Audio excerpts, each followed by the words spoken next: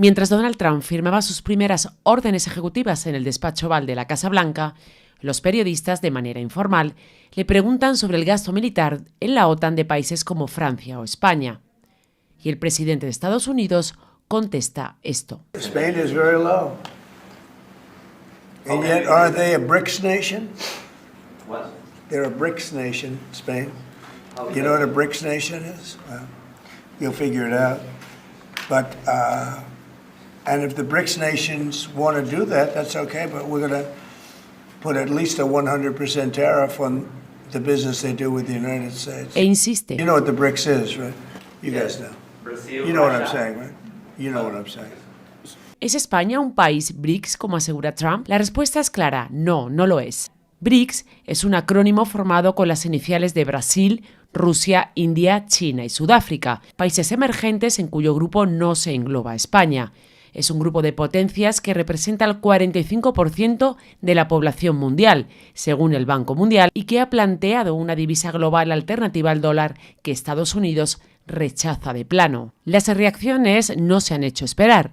Evidentemente, España no es un BRIC, no es un país emergente.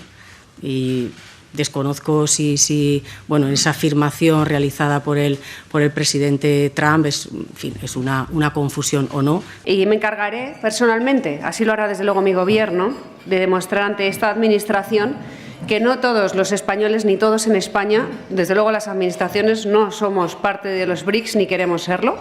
Por otra parte, el Gobierno ha contestado a la crítica de Donald Trump a España por su contribución a la OTAN. Creo que nadie debe olvidar que España es ese aliado fiable que lleva más de 40 años en el Tratado del Atlántico Norte y que la contribución a las misiones de paz es una de las más importantes que se están realizando.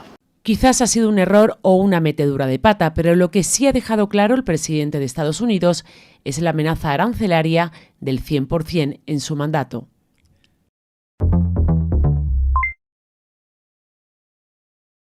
Still your expectation that NATO countries spend 5% of their GDP on defense spending? Well, I think they should do that. I don't think we should, but I think they should. We've been supporting NATO so long. In many cases, I believe paying almost 100% the cost. So I don't think we should, but I think that the NATO countries should, absolutely. And if a country like Spain decides not to? Well, NATO's going to have to deal with Spain. Spain's been a very low payer. They were always a very low payer. They were either good negotiators or they weren't doing the right thing. I mean, I think Spain has to pay what everybody else has to pay. Spain has been notorious for low pay. You know who else was a low payer, just about the lowest? A place called Canada. Because Canada said, why should we pay when the United States will protect us free? And they've been right about that.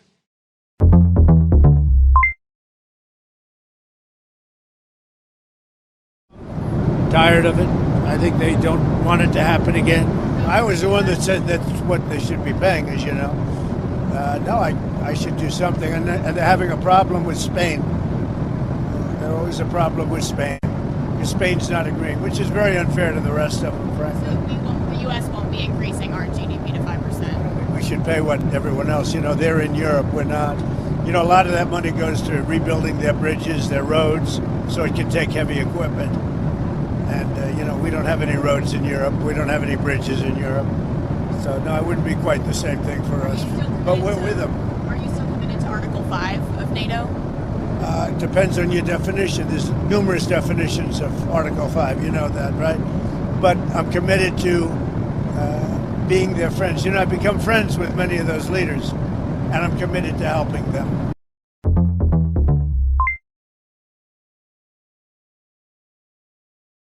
A question on Spain. Are you satisfied with today? Oh, I think Spain's terrible what they've done. No, I do. They're the only country that won't pay the full up. They want to stay at 2%. I think it's terrible. And, you know, they're doing very well. The economy is very well. And that economy could be blown right out of the water with something bad happening. You know, Spain is the only country that... Are you from Spain? Yeah. Good, congratulations. You're the only country that is not paying. I don't know what the problem is. I think it's too bad. So we'll make it up. You know what we're going to do? We're negotiating with Spain on a trade deal. We're going to make them pay twice as much. And I'm actually serious about that. We're going to make Spain... I like Spain. I have so many people from Spain that It's a great place, and they're great people. But Spain is the only country out of all of the countries that refuses to pay. And, you know, so they want a little bit of a free ride. But they'll have to pay it back to us on trade, because I'm not going to let them.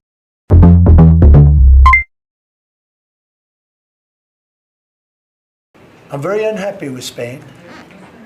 They're the only country that didn't raise up their number to 5%. Every other country in NATO raised up to 5%.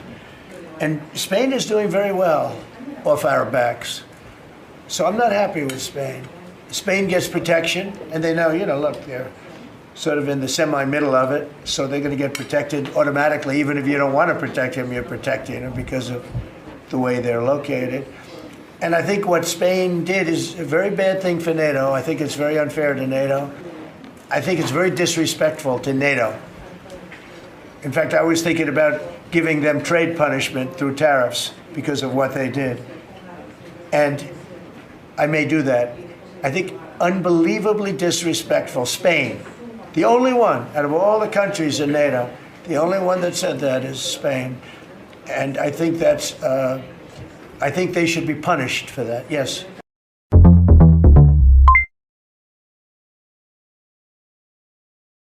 We're going to work together very closely with Finland and with NATO. We have a very good relationship. As you know, I requested that they pay 5%, not 2%. And most people thought that was not going to happen, and it happened virtually unanimously. We had one laggard. It was Spain. Spain. You have to call them and find why are they a laggard. And they're doing well, too. You know, the funny thing, because of a lot of the things we've done, they're doing fine. They have no excuse not to do this, but that's all right. Maybe you should throw them out of NATO, frankly. Please.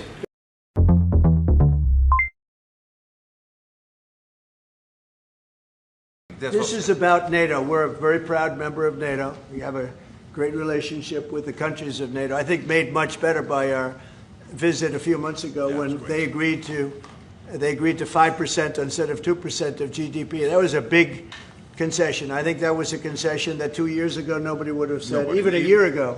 Even 9 months ago, before you were elected. Yeah, they would have said that's not possible. Absolutely. And the difference is they're paying 5% as opposed to not paying 2%. They were, a lot of them weren't paying, with the exception of Spain. I think you're going to have to talk to Spain because they're not. Spain is not a team player. So other than Spain, everybody's 100%, and you could solve the Spain problem very easily. I think, you know, if you want.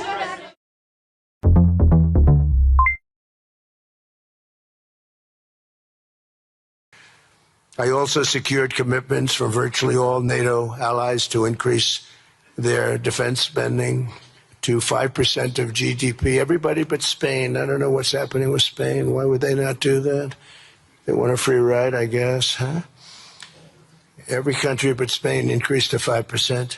I don't know why. We're going to have to talk to Spain.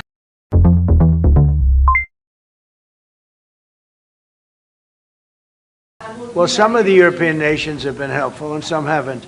And I'm, you know, very surprised. Germany's been great. He's been terrific.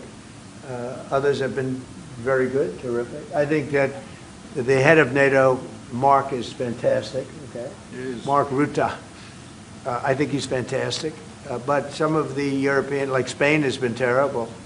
In fact, I told Scott to cut off all dealings with Spain. Spain, first of all, it started when every European nation, at my request, paid 5%, which they should be doing. And everybody was enthusiastic about it, Germany, everybody. And Spain didn't do it. And now Spain actually said that we can't use their bases, and that's all right. We could use their base if we want. We could just fly in and use it. Nobody's going to tell us not to use it, but we don't have to. But they were unfriendly, and so I told him we don't want to. Spain has absolutely nothing that we need other than great people. They have great people, but they don't have great leadership. And as you know, they were the only country that in NATO would not agree to go up to 5%. I don't think they would have agreed to go up to anything. They wanted to keep it at 2%, and they don't pay the 2%. So we're going to cut off all trade with Spain. We don't want anything to do with Spain. We talked about Spain. I could tomorrow stop, or today, even better, Stop everything having to do with Spain. All business having to do with Spain. I have the right to stop it. Embargoes, do anything I want with it. And we may do that with Spain.